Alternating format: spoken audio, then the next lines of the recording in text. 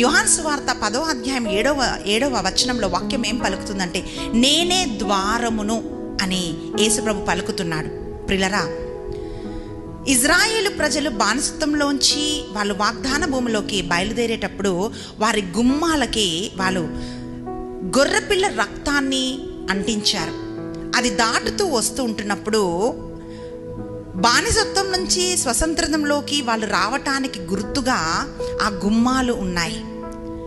ప్రియ సహోదరి, ప్రియ సహోదరుడా, ఆ గుమ్మం ఏమిటి అంటే యేసు ప్రభుకు సూచకంగా ఉంది. పిల్లరా, ఎందుకు చెవులే కుట్టాలి అంటున్నప్పుడు, చెవులు మనము విధేయతతో వినటానికి గుర్తుగా చెవులు కుట్టబడుతున్నాయి.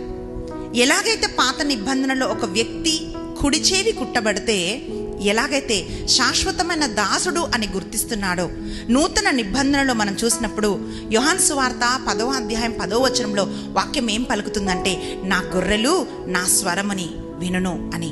అవును ప్రియ బిడ్డ, అనేకమైన స్వరాలు నీకు లోకంలో వినిపిస్తాయి. మనుషులు మాట్లాడతారు, అపవాది మాట్లాడుతుంది.